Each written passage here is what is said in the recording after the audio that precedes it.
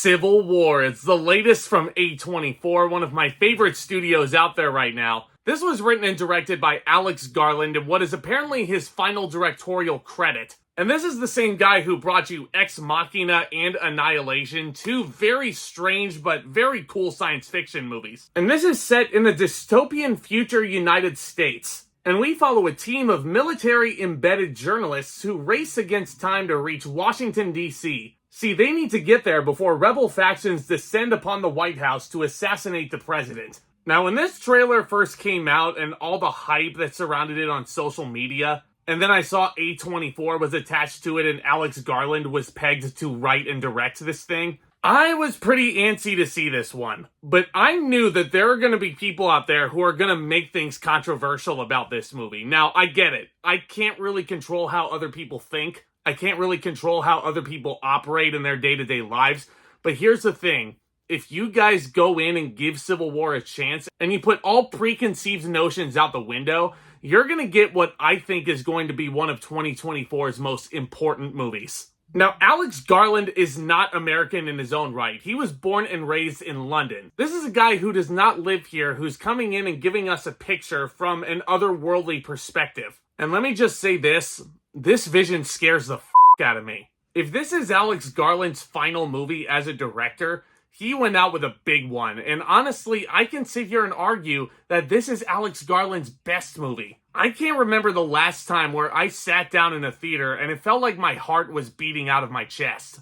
This doesn't just feel like a big, intense, dystopic war movie. It feels like a super intense, claustrophobic thriller. Because with how this movie is shot and how it follows our heroes, it just feels so gritty and dirty and gross and just, Like, this is the same cinematographer from Ex Machina, Annihilation, and Mission Impossible Fallout, so just based off of that pedigree, you know that this action is going to be pretty darn excellent. And yeah, this movie is titled Civil War. It is about a divided States of America. Not a United States of America, a divided States of America. That in itself is a scary thought, and it would be super easy for another director to basically take a side on this. It would be super easy for a director to have a specific bias for one side of an argument. But like I said, Alex Garland hails from London. He is nonpartisan in this situation. Your heroes are also nonpartisan, as they should be. There are so many news outlets that feel like they have this really scathing bias towards one side of the political agenda. And I'm here to tell you that they probably shouldn't be. Yes, I am all for anybody going on television and voicing their opinions about anything.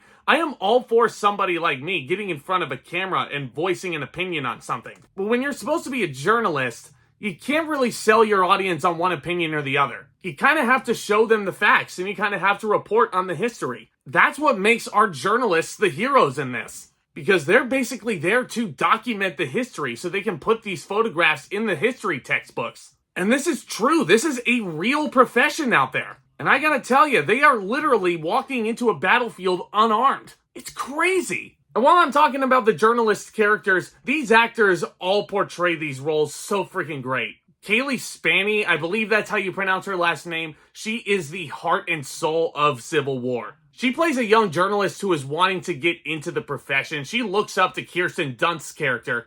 Dunst, by the way, I think gives the best performance of her entire career. I realize that it's only April, but please do not be shocked if you see Kirsten Dunst on the shortlist for Best Actress at next year's Oscars. I love the way Dunst and Spaeny play off each other. Spaeny is this very ambitious, young photographer who's looking to learn everything she can. And Dunst has kind of grown numb to the entire situation. Like, she's freaking tired of the concept of war. All the gunfire going on in the background, that's all it is. It's background noise for her. Again, super scary thought. And I think every single performance, every single shot, everything feels absolutely warranted in Civil War. There's some imagery that this DP and Alex Garland is showing the audience, and they're gonna live rent-free in my head for a while. Like, this is the stuff of nightmares. Yeah, you want to talk about nightmarish? Jesse Plemons is in this movie. He's in it for all of one scene. Oh my god, I've never seen him play more of a bastard than Breaking Bad.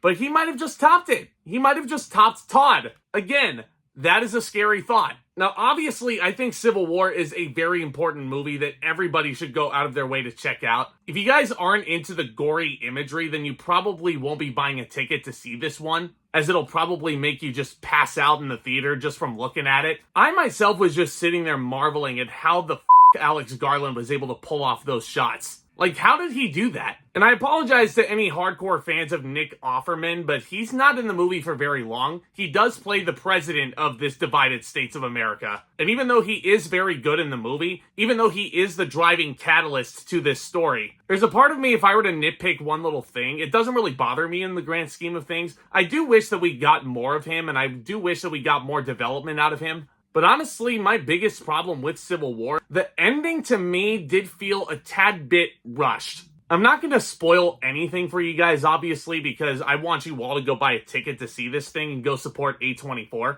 But this ending, there are not one, but two huge character events that go on. And I don't think the movie gave us enough time to really digest these events. The movie runs just over an hour and 45 minutes. I feel like if you added an extra 15, if you put it at an even 2 hours, you probably would have had a perfect movie.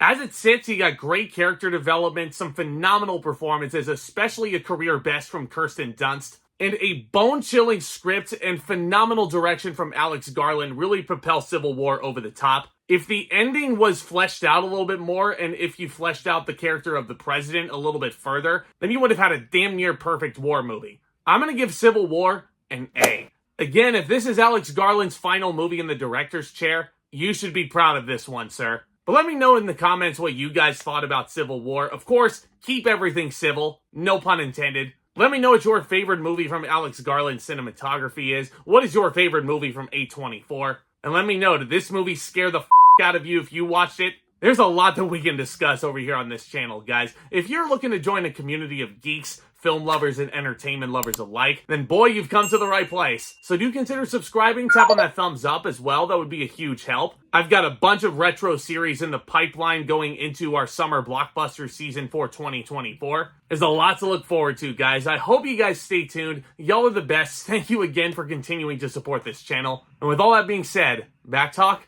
commence.